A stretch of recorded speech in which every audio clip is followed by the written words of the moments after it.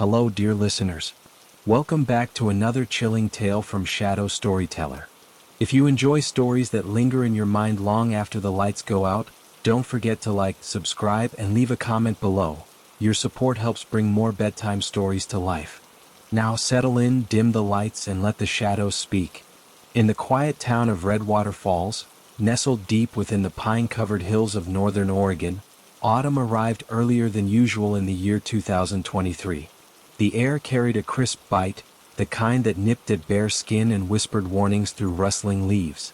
It was late October, just days before Halloween, when the days grew short and the nights stretched long like taut rubber bands ready to snap. At Redwater Falls High School, students buzzed with restless energy. Between classes and hallways lined with lockers dented from years of teenage rebellion, one name echoed more than any other: the Mirror Ma Challenge. It began as a whisper on TikTok, a cursed trend that dared participants to stand before a mirror at exactly 11:59 p.m., whisper a strange phrase 3 times, then blow out a candle while staring into their own reflection. The promise? A fleeting vision of their future. The reality? Something far darker. 17-year-old Juniper Vale first saw the challenge on her For You page during a sleepless night in early October. She wasn't the type to chase internet fame, quiet, observant, with a sketchbook always tucked under her arm, but something about the eerie black and white video pulled her in. The creator, username Void Lurker, showed only their hands, pale, trembling, lighting a white taper candle before an old, fogged mirror. No face, no voice, just text overlay: "Do it. See what waits."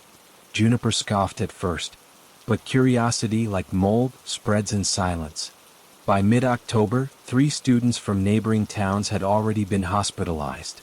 Not for physical injuries, but for what doctors vaguely termed acute dissociative episodes.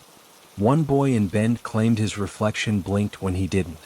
Another girl in Eugene swore her eyes turned black for a full minute before returning to normal. The local news brushed it off as mass hysteria, but in Redwater Falls, whispers grew louder, eyes darted faster, and mirrors began to feel watched. Still, Juniper resisted. Until homecoming weekend. Her best friend, Kalen Marsh, a lanky, sharp-witted boy with a penchant for vintage horror films, dared her during a bonfire behind the football field. Smoke curled into the starless sky as classmates laughed, filmed, and egged them on.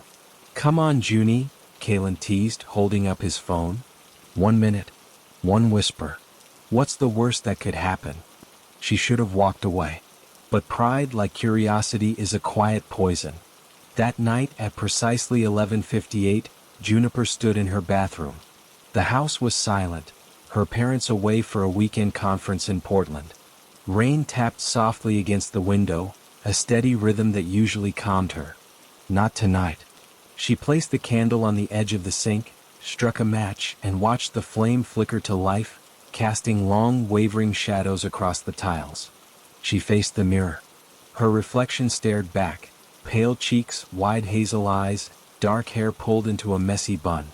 Normal. Human. Safe. At 11:59, she leaned closer, lips nearly touching the cool glass, and whispered, "Show me what waits beyond the glass." What? Twice. The third time her voice cracked. She blew out the candle. Darkness swallowed the room. For a heartbeat, nothing. Then the mirror fogged. Not from breath. Not from steam. From inside the glass itself, a thick, milky vapor spread like ink in water. Her reflection blurred, then vanished. In its place, something else appeared. Not a monster. Not a demon. Worse. It was her, but wrong. The figure in the mirror wore her face, yes, but its eyes were hollow pits, its mouth stretched too wide, teeth too sharp. It didn't move. It didn't blink. It simply watched. Juniper stumbled back, heart hammering against her ribs. She fumbled for the light switch, fingers slick with sweat. When the overhead bulb flared to life, the mirror was clear again. Just her, shaking, breathless, alone. She laughed nervously. "Just my imagination," she muttered. But the next morning things changed. Her sketchbook, left open on her desk, was filled with drawings she didn't remember making. Dozens of pages, all of the same thing: the mirror, the fog, the thing wearing her face. The lines were frantic, jagged, as if drawn in terror. At school, Kalen noticed immediately. "Junie, did you do this?" he asked, flipping through the pages during lunch. His voice was low, concerned. I don't know," she admitted, voice trembling. That night, she tried to destroy the sketchbook. Tore the pages, threw them in the trash.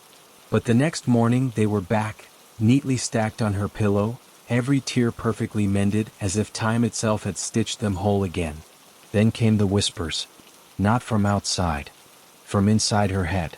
Soft, wet sounds like someone breathing through water. Always at night. Always when she looked in a mirror. She stopped using them. Covered them with sheets.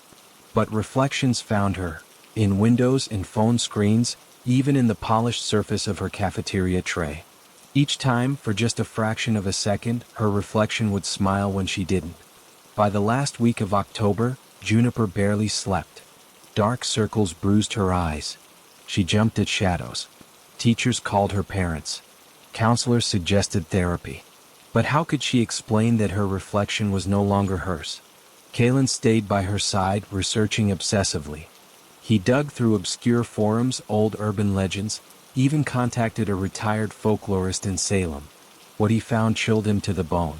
The phrase, "show me what waits beyond the glass," wasn't random. It traced back to a 19th century seance ritual used by a secretive coven in Appalachia. They believed mirrors were thresholds, and speaking those words at the witching hour invited something through. Not a vision of the future, but a replacement. The entity didn't show your future. It showed your successor. And once it saw you, it wanted in. On Halloween night, Juniper vanished. Not dramatically. Not with screams. She simply didn't come home from school. Her backpack was found near the old covered bridge on Route 22, soaked from the rain, sketchbook inside, now completely blank. Kalen searched for days. Police combed the woods. Flyers went up. But Juniper was gone. Except she wasn't. A week later, Kalen saw her at the gas station on Main Street. Same coat. Same hair. But when their eyes met, she didn't smile. Didn't wave. Just stared, empty, distant, like a photograph of someone who used to exist. He called her name. She turned, blinked slowly, and walked away without a word. The next day, Juniper returned to school. Teachers welcomed her back with relief. Classmates hugged her. But Kalen watched. And he noticed. She never looked in mirrors. She never sketched. And when she spoke, her voice was just a little too smooth, a little too calm. One afternoon, he followed her home. From across the street, he saw her enter her house. Minutes later, a candle flickered to life in her bathroom window. Then darkness. The next morning, Kalen found a single page slipped under his door. It was a drawing. Not of the mirror, but of him. Staring into it. And behind his reflection, something smiling. The Mirror Ma challenge still circulates online. Videos pop up, disappear, reappear under new accounts. Some say it's just a hoax. Others swear they've seen the fog. But in Redwater Falls, no one dares look too long into a mirror after midnight. Weeks passed after Juniper's return, and Redwater Falls settled into a fragile kind of normalcy. Leaves continued to fall, the rain kept its steady rhythm against rooftops, and students shuffled through hallways as if nothing had changed. But Kalen Marsh knew better. He watched. He listened. And most of all, he remembered. The Juniper who came back wasn't the girl who used to sketch constellations in the margins of her notebooks or laugh so hard she snorted during horror movies. This Juniper moved with eerie precision. Her steps measured, her voice modulated, her eyes never quite meeting anyone's for more than a second.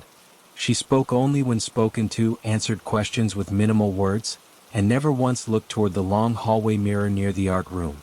That mirror, once a popular spot for quick selfies and pre-class hair checks, now sat ignored, its surface gathering dust. Kalen tried to talk to her. Just once. He waited by her locker after school, heart pounding like a trapped bird. "Junie," he said softly, "it's me, Kalen." She turned. Her expression didn't shift. No warmth. No recognition. Just a slow tilt of the head, like a predator assessing prey. "Do you remember the bonfire?" he pressed, voice cracking slightly. You said the marshmallows were too charred. You threw yours at me. Pause. Then flatly, I don't recall that. He stepped closer. Your sketchbook, the drawings, the thing in the mirror. Her eyes flickered. Just for a fraction of a second. A shadow passed over them, something human, something afraid. But it vanished as quickly as it came. Mirrors are just glass, she said, voice smooth as polished stone. There's nothing behind them. She walked away without another word. That night, Kalen couldn't sleep. He sat at his desk, staring at the drawing she'd left under his door. It wasn't just any sketch, it was detailed, unnervingly so. Every line of his face was perfect. The slight crook in his nose from a childhood fall, the scar above his eyebrow, even the way his hair fell over his left eye. But in the reflection behind him, the figure wasn't him. It had too many teeth. Its eyes were wide, black and wet, like oil pooling in a bowl. And its hands, they weren't resting at its sides. They were reaching, out of the glass, toward him. He tore the page in half, then quarters, then tossed the pieces into the fireplace in his basement. He watched the flames consume it, orange tongues licking the edges until nothing remained but ash. But when he returned to his room the next morning, the drawing was back on his pillow, whole, untouched, as if it had never been destroyed. That's when he knew, it wasn't just Juniper anymore. It was spreading. He began researching again, deeper this time. Not just folklore but physics, psychology, even quantum theory. He scoured old library archives, called retired professors, and even reached out to a paranormal investigator in Portland who claimed to have dealt with mirror entities before. Most dismissed him as a frightened teenager chasing shadows. But one voice stood out, a woman named Dr. Elira Voss, a former anthropology lecturer who'd written a little-known paper on threshold mimicry in rural American superstitions. They spoke over a crackling phone line one rainy evening. The mirror ma isn't a ghost, she told him, her voice low and gravelly as if worn down by years of secrets. It's a mimic. It doesn't haunt places, it replaces people. But it needs a doorway, a moment of vulnerability. That phrase you whispered? It's not a request. It's an invitation. And once it's accepted, the original fades. Not dies. Fades. Like ink in water. Can it be reversed? Kalen asked, gripping the phone so tightly his knuckles turned white. There's only one recorded case, she said slowly. In 1942, in a town called Hollows End, Kentucky. A girl named Maren Whitlock did the same ritual during a blackout. She vanished for 3 days. When she returned, her family said she wasn't right. But her younger brother noticed something. She never cast a shadow at noon. Kalen's breath caught. What did he do? He broke every mirror in the house. Then he stood before the largest one, the one she'd used, and said her real name backward while holding a lit candle made of beeswax and rosemary. The story says the glass shattered inward and Maren collapsed. When she woke up, she was herself again. Kalen's mind raced. But, how do I know it'll work? What if it makes it worse? Dr. Voss was silent for a long moment. Then, there are no guarantees, boy. But if you wait too long, there won't be anything left of her to save. The next day, Kalen bought beeswax, dried rosemary, and a glass jar. He melted the wax himself, stirring in the herbs while whispering every prayer he could remember, even ones he didn't believe in. He avoided mirrors completely, covering the one in his bathroom with a thick quilt. At school, he watched Juniper from a distance. She sat alone at lunch, untouched food on her tray.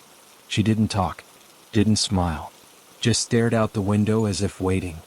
Halloween had passed, but the air still felt charged, like the veil between worlds hadn't fully closed. On the night of November 3rd, Kalen made his move. He waited until after midnight, when the town was silent and the moon hung low behind a veil of clouds. He walked to Juniper's house, heart hammering, candle clutched in his trembling hand. Her bedroom light was off, but the bathroom window glowed faintly, another candle burning inside. He slipped through the backyard, climbed the old oak tree whose branches brushed against her second-story window, and gently tapped on the glass. Juniper appeared almost instantly. Not startled. not surprised, as if she'd been expecting him. She opened the window without a word. Kalen held up the beeswax candle. "I'm getting you back," he said, voice steady despite the fear clawing at his throat. She stared at him. Then, slowly, she stepped aside. Inside, the bathroom was exactly as it had been on that fateful night. The same mirror, the same sink, the same cold air that smelled faintly of damp earth and something metallic, like old blood. Juniper stood in the center of the room, arms at her sides, face blank. Kalen lit his candle. The flame burned blue at the edges, flickering unnaturally as if resisting the air. He turned to the mirror. His own reflection stared back, but behind it, the glass seemed to ripple like water disturbed by a stone. Shadows pooled in the corners, thickening, deepening. He took a deep breath. "Repipnich," he whispered, the name Juniper backward. Nothing happened. He said it again louder. "Repipnich." The candle flame flared violently, then dimmed to a dull ember. From the mirror, a low gurgle rose, wet, guttural, inhuman. Juniper's body stiffened. Her head snapped toward the glass. Her mouth opened, but no sound came out. Instead, black liquid began to seep from the corners of her eyes, tracing slow paths down her cheeks like tears of ink. Kalen's hands shook, but he didn't stop. "Repipnich, repipnich, repipnich." On the third repetition, the mirror cracked. Not a hairline fracture. A jagged, spiderwebbing split that raced from center to edge in a heartbeat. The glass didn't fall outward. It imploded, shards vanishing into the darkness behind it as if swallowed. A scream tore through the room, not from Juniper but from the mirror itself. A sound like glass grinding against bone, high and sharp and endless. Juniper collapsed to her knees, gasping. Her body convulsed once, twice, then went still. Silence. Kalen dropped to her side. "Junie?" "Juniper." Her eyes fluttered open. "Hazel." "Human." Terrified. "Kalen?" she whispered, voice raw as if unused for weeks. "Where? What happened?" He pulled her into a tight hug, tears streaming down his face. "You're back. You're really back." But as they sat there, trembling in the wreckage of the bathroom, neither noticed the small shard of mirror still clinging to the wall behind them. And in that shard, just for a second, a pair of black eyes blinked. The next morning, Juniper told her parents she'd been sleepwalking and confused. They were relieved if skeptical. The school chalked it up to stress. Life resumed. But Kalen didn't relax. He watched the news, read local reports, and soon he noticed a pattern. In Bend, a boy stopped speaking after doing a mirror dare on TikTok. In Medford, a girl claimed her reflection followed her out of the bathroom. In Seattle, a viral video showed a teenager screaming as her mirror fogged over with no explanation. The challenge hadn't died. It had multiplied. And now it had a new face. Because Juniper, though herself again, couldn't stop sketching. Not the mirror this time, but faces. Dozens of them. Strangers. All staring into glass. All with something behind them. Kalen found the latest drawing tucked into his locker one Tuesday morning. It showed him again, but this time he wasn't alone. Beside his reflection stood Juniper, and her eyes were black. At the bottom of the page in shaky handwriting were 3 words. "It's still hungry." Outside, the wind picked up, rattling the windows. Somewhere, a phone buzzed with a new notification. Another video. Another challenge. Another whisper in the dark. And in bathrooms across America, candles flickered to life. The winter of 2023 settled over Redwater Falls like a shroud. Frost etched delicate skeletal patterns across every window pane, and the streets grew quieter, emptier, as if the town itself were holding its breath. But beneath that stillness, something stirred, something patient, something hungry, and now something far more cunning. Juniper tried to live normally. She returned to her sketchbook, but only drew landscapes now. Frozen rivers, bare trees, distant mountains under gray skies. She avoided mirrors with a quiet intensity that bordered on ritual. Her parents, relieved to have their daughter back, didn't question her sudden aversion to reflective surfaces. They didn't notice how she angled her cereal bowl away from the kitchen window each morning, or how she always turned her back to the glass doors at school. Kalen, however, noticed everything. He watched her hands tremble when she passed a car with tinted windows. He saw the way her breath hitched whenever a phone screen lit up unexpectedly. And he knew, deep in his bones, that whatever had been pulled back from the other side hadn't left entirely. It had left a thread, a tether. And threads could be followed. One afternoon in early December, Juniper didn't show up for art class. Kalen found her in the library, hunched over a table in the farthest corner, surrounded by open books on optics, folklore, and early American spiritualism. Her fingers were stained with charcoal, her eyes bloodshot. "I can't stop dreaming about it," she whispered when he sat beside her. "Not the mirror. The space behind it. It's not empty, Kalen. Full. Full of things that used to be people." He swallowed hard. "Are you still drawing them?" She didn't answer. Instead, she slid a folded piece of paper toward him. He opened it slowly. It wasn't a face this time. It was a map. Not of Redwater Falls, but of the entire Pacific Northwest. Tiny red X's marked towns. Bend, Eugene, Salem, Bellingham, even as far as Anchorage. Each X was labeled with a date and a name. Beneath them, in Juniper's precise script, was a single phrase repeated like a mantra: "They answered the call." "What is this?" Kalen asked, voice barely above a whisper. "I don't know," she admitted, rubbing her temples. "I wake up with it in my head, like it was downloaded while I slept. I think it's tracking them, the ones it's taken, or the ones it's waiting to take." A cold dread settled in Kalen's stomach. "It's using you as a conduit." She nodded, eyes glistening. "And I think it's getting stronger. Every time someone does the challenge, it feeds. Not on fear, on attention, on belief. The more people who watch, who try it, who whisper those words, the wider the door opens." That night, Kalen scoured the internet. The Mirror Ma challenge had evolved.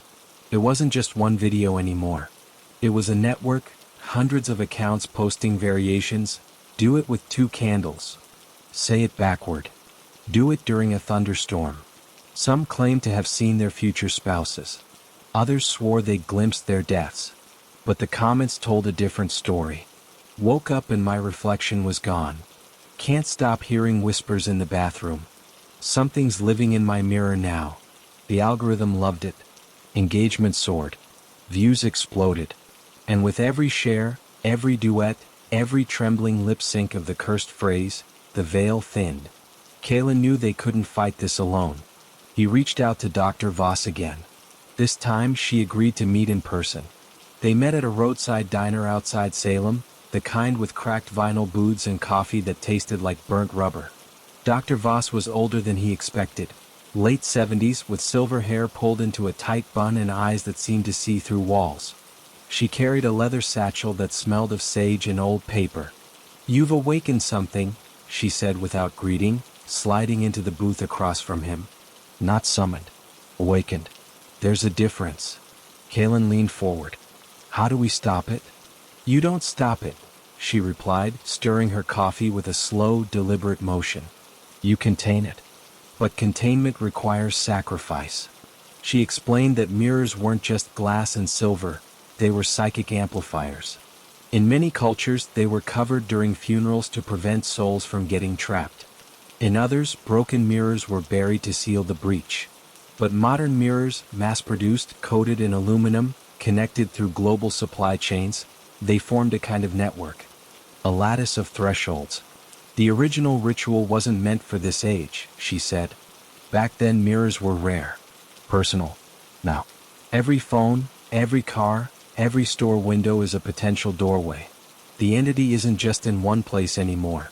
It's distributed. Juniper arrived an hour later, having hitched a ride with a sympathetic neighbor. When Dr. Voss saw her, she went very still. "You're still tethered," the old woman said softly. "It's using your mind as a relay station. That's why you're seeing the map. You're not just a victim, you're a node." Juniper paled. "What do I do?" "There's an old method," Dr. Voss said, pulling a small cloth bundle from her satchel.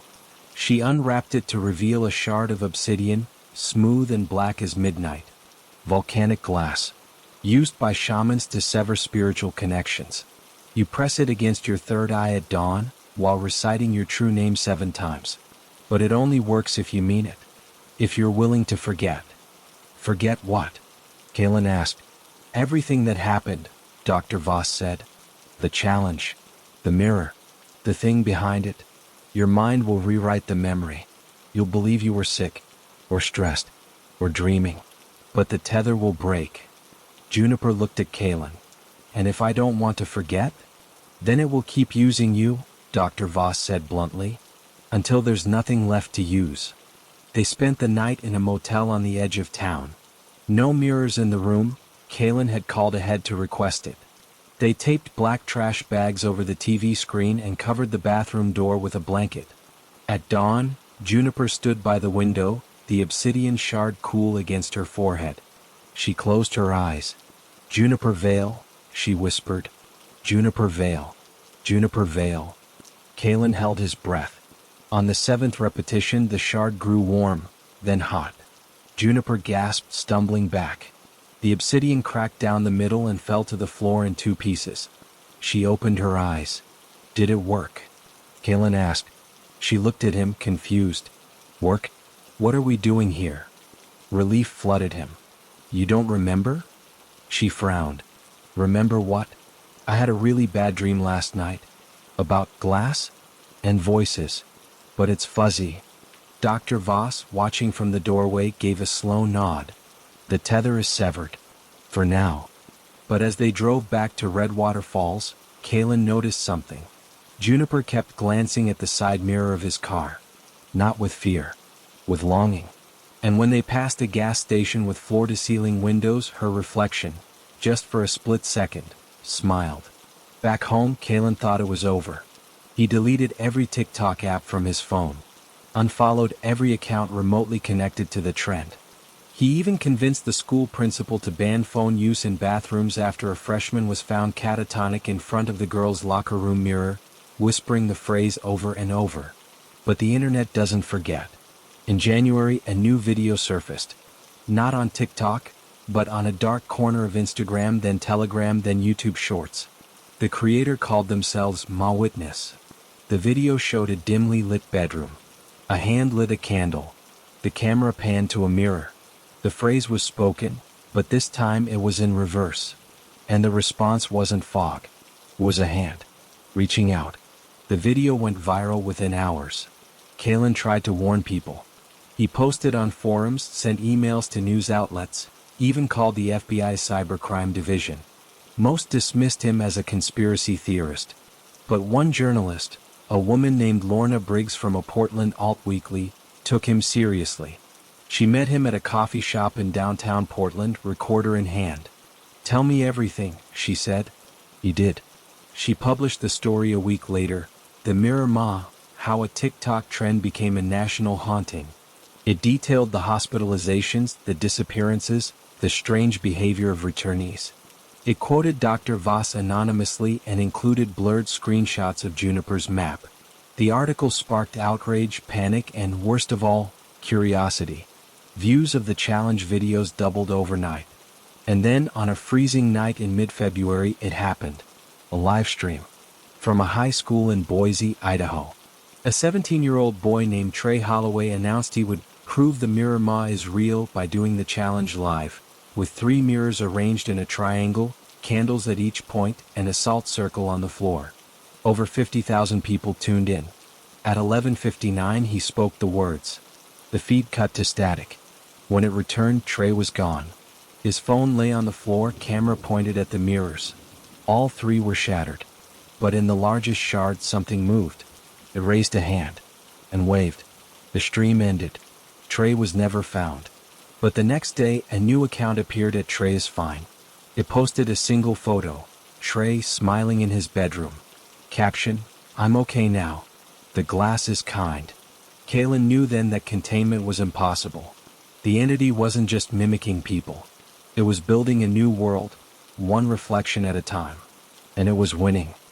He returned to Redwater Falls, determined to protect what little remained. He found Juniper sitting on her porch, sketching again. Not landscapes this time. She was drawing the inside of a mirror. Endless corridors of glass, stretching into infinity, and in each pane a face, some familiar, some strangers, all watching. She looked up as he approached. "I remember now," she said quietly. Kaylin's heart sank. It came back. "No," she said, shaking her head. "It never left. Forgetting didn't break the tether. It just made me stop pulling against it." She handed him the sketchbook. On the last page, written in bold, steady letters, was a message. "You're next." That night, Kaylin stood in his own bathroom, staring at the covered mirror. He hadn't looked into one in months. But now he needed to know. He pulled the sheet away. His reflection stared back, tired, scared, human. Then, slowly it raised its hand. Not to wave, to beckon. Behind him, the candle on the sink flickered. And from the glass, a whisper rose, soft, wet, and achingly familiar. "Kaylin." He didn't answer. But he didn't look away either. Because deep down he knew the truth. The challenge was never about seeing the future. It was about becoming it. And somewhere in 1,000 bathrooms across America, candles were lighting. One by one. Waiting. Spring arrived in Redwater Falls not with blossoms, but with silence. The kind of silence that follows a storm no one saw coming. The kind that settles in the hollows of empty hallways, in the unblinking eyes of students who no longer laugh, in the way neighbors stopped meeting each other's gaze on the street. By March of 2024, the town had become a ghost of itself, not because people had vanished, but because something had replaced the spark inside them. Kaylin hadn't slept in weeks. He kept the lights on at all times. He covered every reflective surface in his house with thick fabric, nailed boards over the windows at night, and smashed his phone the day he caught his own reflection winking at him from its black screen. Yet, no matter how hard he tried, he couldn't escape the feeling of being watched, not from outside but from within. It started with dreams. Vivid, looping nightmares where he stood in an endless corridor of mirrors, each one showing a different version of himself. Older, younger, screaming, smiling, bleeding from the eyes. In every dream, a voice, his own yet distorted, whispered the same phrase, "You're already here." He stopped trusting his thoughts. Was the urge to check his reflection his own? Or was it a nudge from the thing that now lived in the spaces between glass and shadow? He began writing everything down, his memories, his fears, even what he ate, just to prove to himself that his mind was still his. But the journal entries began to change. One morning he found a new line scrawled in handwriting that looked like his, but wasn't. "I let you in when you looked." He didn't remember writing it. Worse, he didn't remember looking. Meanwhile, Juniper had vanished again, not physically but spiritually. She attended school, spoke when spoken to, even managed a faint smile now and then. But her eyes were windows to a room with no one home. She no longer sketched. Instead, she collected small mirrors, compact ones, rearview shards, broken pieces from old picture frames, and kept them in a shoebox under her bed. When Kaylin asked why, she simply said, "They're lonely." He didn't ask again. News from other towns grew darker. In Spokane, an entire family was found sitting motionless in their living room, facing a shattered mirror, repeating the phrase in unison. In Missoula, a teacher reported that half her class now refused to speak above a whisper and flinched whenever someone mentioned glass. In Salt Lake City, a viral video showed a mall security camera capturing dozens of shoppers suddenly stopping, turning toward storefront windows and staring, unblinking, for over an hour. The phenomenon had a name now, though no official source would confirm it: mirror drift. People weren't possessed. They weren't haunted. They were drifting. Slowly, quietly, their sense of self eroding like sandstone in a gentle rain, until all that remained was a hollow vessel ready to be filled. And the fillers were watching. Kaylin reached out to Lorna Briggs, the journalist who'd written the article. She answered on the third ring, her voice hoarse as if she hadn't slept either. "They're shutting it down," she said. "Not the challenge, the coverage. Every platform is scrubbing the videos, burying the keywords. My editor told me to drop it. Said I was fueling mass delusion. But Kaylin, I saw something." "What?" he asked, gripping the phone tighter. "Last night I was editing footage from Boise, the night Trey disappeared. I slowed it down. Right before the static hit, his reflection didn't move when he did. It stayed still. And then, it turned its head. Toward the camera. Toward us. She paused, breathing heavily. It knows we're watching. Kalen's blood ran cold. That evening, he drove to Juniper's house one last time. Rain fell in soft sheets, turning the roads into ribbons of black glass. He found her in the backyard, standing beneath the old oak tree, holding a small hand mirror up to the storm clouds. "Junie," he called softly. She didn't turn. "It's beautiful, isn't it?" she said, voice distant. "The way the rain distorts everything. Makes the world look fluid." He stepped closer. "You have to fight it. Whatever's in there, it's not you." She lowered the mirror slowly. Her eyes met his, and for the first time in months, he saw a flicker of the girl he knew, terrified, desperate, clinging to the edge of herself. "I'm trying," she whispered. "But it's so loud, Kalen. It doesn't just live in mirrors. It lives in every time I see myself. Every photo. Every memory where I'm looking back at me. It's in the way I think about myself. And the more I resist, the more it hurts." He reached for her hand. "Then stop looking. Stop thinking about yourself at all. Focus on something else. Something real." She gave a sad, broken laugh. "What's real anymore?" He didn't have an answer. They stood in the rain until their clothes were soaked through, two fading points of light in a world growing dimmer by the day. The next morning, Kalen made a decision. If mirrors were doorways, then the only way to close them was to destroy the concept itself. Not just the objects, but the idea that a reflection was truth. He remembered something Dr. Voss had once said: the oldest mirrors weren't glass. They were still water. Calm lakes. Polished stone. The reflection was never the self, it was always an echo. He drove to Blackwater Lake, a secluded body of water deep in the national forest, known for its glassy surface and eerie stillness. Legend said it had no bottom. At dusk, he stood at the shore, holding the last mirror he owned, a small silver-backed hand mirror his grandmother had given him. He'd kept it hidden, untouched, for years. Now he raised it one final time. His reflection stared back, pale and weary. Then slowly it mouthed two words: "Stay here." Kalen's hands trembled. He wanted to. God, how he wanted to just step into that calm, silent world where nothing hurt, where no one watched, where he could finally rest. But he thought of Juniper, Trey, of the thousands of kids scrolling through their phones right now, unaware that a single whisper could unravel their souls. He hurled the mirror into the lake. It sank without a ripple. For a moment, nothing happened. Then the water began to churn. Not from wind. Not from fish. From below. Dark shapes rose, vague, humanoid, made of liquid shadow and fractured light.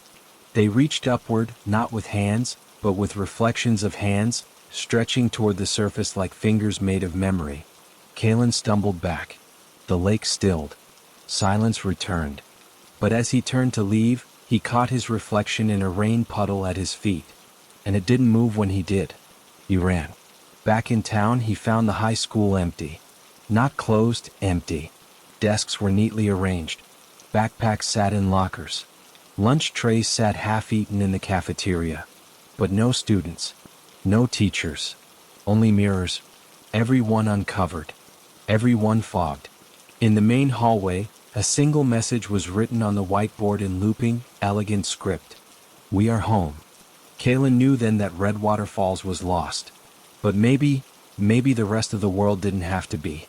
He drove to the nearest radio tower, an old AM station on the edge of town that still broadcasted weather and local announcements. He broke in through a side door, found the control room, and flipped every switch he could. Static crackled, then cleared. He grabbed the microphone, heart pounding.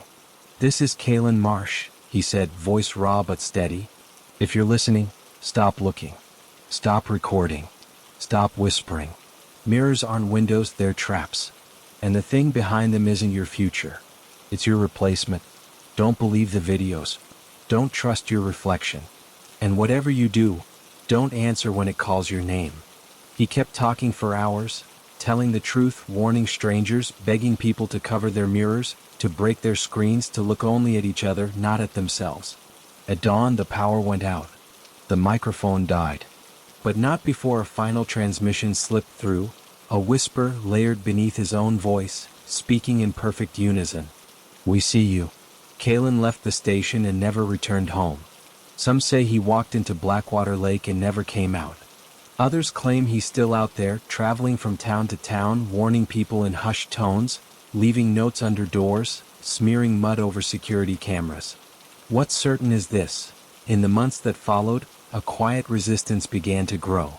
Parents started teaching children to avoid mirrors before bed. Artists painted murals over storefront glass. Schools replaced reflective surfaces with matte finishes. And in bedrooms across the country, candles stayed unlit. The mirror moth didn't vanish, but it grew quieter. Because for the first time, people stopped looking back. And without an audience, even the hungriest shadow begins to fade. Yet on certain nights, when the moon is full and the wind is still, if you stand before a mirror at exactly 11:59 and listen very, very closely, you might hear not your own breath, but someone else's. Waiting. Always waiting. By the summer of 2024, the world had learned to look away, but not to forget. The silence that followed the mirror moth's rise wasn't peace. It was vigilance. A fragile, trembling truce between humanity and the thing that lived in reflections. Governments never acknowledged it. Tech companies scrubbed every trace of the challenge from their platforms, labeling it a viral hoax or mass psychogenic illness. But in backyards, basements, and whispered conversations at bus stops, people knew better. Kalen Marsh became a ghost story himself, mentioned in hushed tones by teenagers daring each other to say his name 3 times in front of a darkened window. Some claimed he joined a secret network of glass breakers, nomadic individuals who traveled the country disabling surveillance cameras, smashing vanity mirrors in department stores, and teaching communities how to live without reflective surfaces. Others insisted he'd been taken long ago, and the voice on that final radio broadcast wasn't his at all, but something wearing his memory like a coat. Juniper Vale remained in Redwater Falls, though she rarely left her house. She stopped speaking to most people, but she began leaving small objects on neighbors' doorsteps. Smooth river stones, unframed photographs turned face down, candles made of beeswax and salt. No note. No explanation. Just quiet offerings, as if trying to seal cracks in reality only she could see. Then, in late July, something changed. It started with a single photograph. Not digital. Not online. A physical print, left anonymously on the counter of a diner in Boise, the same city where Trey Holloway had disappeared. The image showed a dimly lit room. In the center stood a child, no older than 6, facing a full-length mirror. But the reflection wasn't the child. It was an adult, gaunt, pale, eyes hollow, reaching out with both hands. Beneath the photo, written in pencil, "It's teaching them." The photo spread the old-fashioned way, passed hand to hand, taped to bulletin boards, slipped into library books. No one uploaded it. No one dared. Because everyone understood, to share it digitally was to invite it in. Dr. Elira Voss, now living off-grid in the Cascade foothills, received a copy from a former student. She studied it for hours, then burned it in a cast-iron pot filled with sage and iron filings. That night, she wrote a letter, not an email, not a text, but ink on paper, and mailed it to every address she still trusted. "The entity is evolving," she wrote. "It no longer waits for invitations. It cultivates them. Children are especially vulnerable. Their sense of self is still forming, their boundaries porous. If it can imprint on a young mind before identity solidifies, it doesn't just replace, it shapes." Her warning came too late for some. In a quiet suburb of Portland, a kindergarten teacher noticed that 3 of her students had begun drawing the same thing during art hour, tall, thin figures standing behind them in mirrors. When asked who the figures were, the children replied in unison, "My other me." In Missoula, a mother found her 4-year-old whispering to the bathroom mirror every night. When she confronted him, he looked at her with calm, empty eyes and said, "She says you're not real." Panic, quiet and cold, began to spread. But so did resistance. A grassroots movement called Face to Face emerged. No online presence, no social media, just word of mouth and handwritten flyers. Their message was simple: look only at people, never at glass. They held community gatherings where mirrors were ceremonially covered or destroyed. They taught children games that required eye contact, not screens. They replaced hallway mirrors in schools with murals of forests, oceans, and star-filled skies, images of the world beyond the self. Kalen, if he was still alive, was rumored to have helped found it. Then, in early September, Juniper did something unexpected. She walked into Redwater Falls High School during lunch hour, something she hadn't done in nearly a year, and stood before the student body in the auditorium. No announcement, no permission. She simply appeared on stage, holding a large canvas wrapped in burlap. The principal tried to stop her, but the students wouldn't let him. They'd missed her. They remembered the girl who used to sketch constellations and laugh at horror movies. They wanted her back. Juniper didn't speak at first. She just unwrapped the canvas and turned it toward the crowd. It wasn't a painting. It was a mirror. But not a normal one. The glass had been treated, etched with intricate patterns of salt, silver nitrate, and crushed obsidian, forming a web of symbols that shimmered under the stage lights. At its center, in delicate script, was a single phrase: "You are more than what you see." Gasps rippled through the room. Some students backed away. Others stared, transfixed. Juniper finally spoke, her voice soft but clear. "This is the last mirror I will ever make. It doesn't show your face. It shows your choice. If you look into it and see fear, it will feed. But if you look and remember who you are, your name, your love, your pain, it will starve." She placed the mirror on an easel and walked out without another word. 4 days, students approached it one by one. Some cried. Some laughed.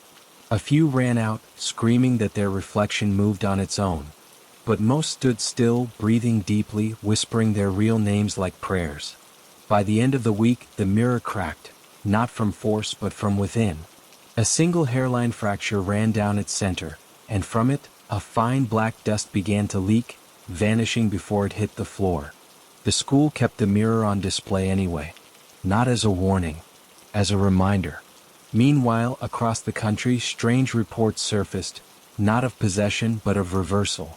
In a small town in Vermont, a boy who'd vanished during the height of the trend reappeared on his parents' doorstep, shivering and barefoot, with no memory of where he'd been, but his eyes were clear, human, alive. In New Mexico, a woman who'd spent months catatonic in front of her bathroom mirror suddenly shattered it with her bare hands and wept for an hour, saying, "I'm sorry I left you." It seemed the entity could be pushed back, but only if enough people refused to look. Only if enough people chose each other over themselves. Then, on the first day of October, exactly 1 year after the Mirror Ma challenge first went viral, a new video appeared. Not on TikTok. Not on any known platform.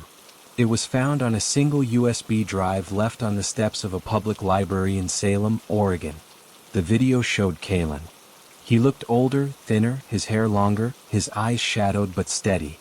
He stood in a dim room with no windows, walls covered in maps, photographs, and strings connecting names and dates, just like Juniper's. "I'm still here," he said, voice rough but calm.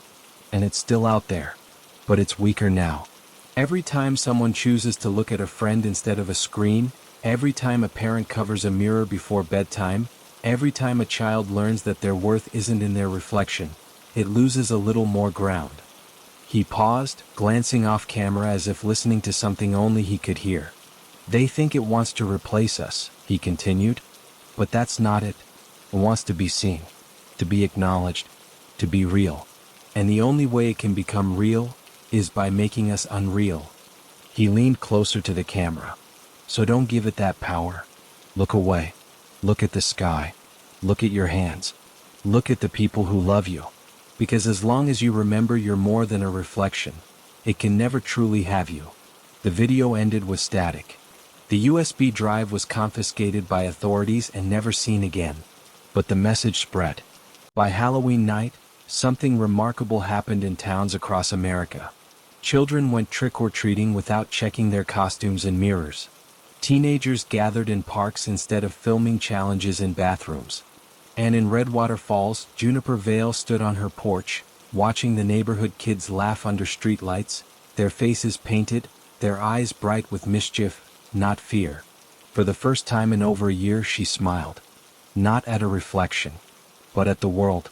Still, in the deepest corners of the internet, in forgotten forums and encrypted chats, a new phrase began to circulate. The glass is patient. And perhaps it was. Because mirrors don't break all at once. They crack slowly, silently, one whisper at a time.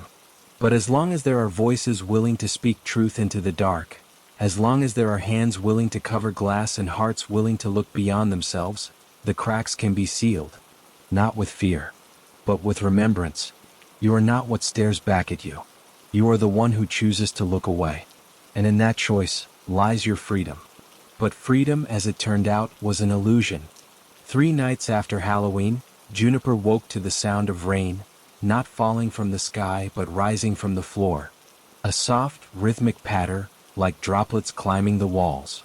She sat up, heart pounding, and saw it. Her bedroom window, though closed, was fogged from the inside. Not with condensation, with breath. Someone, or something, was breathing on the other side. She didn't move, didn't scream. She just watched as 2 handprints slowly formed on the glass, palms pressed outward, fingers splayed too long, too thin.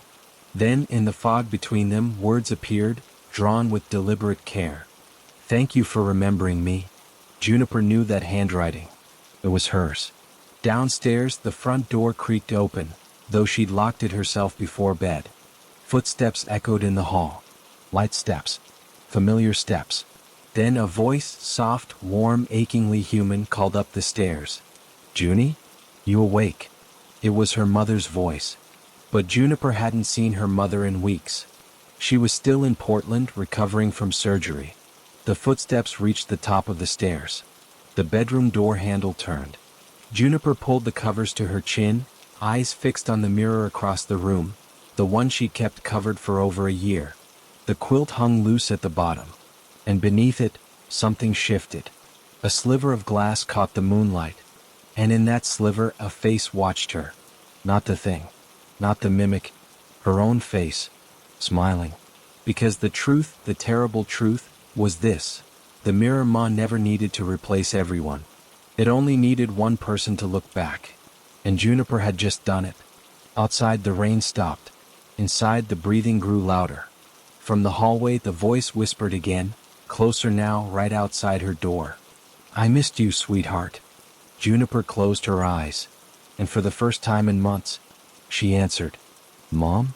The door opened. The mirror cleared.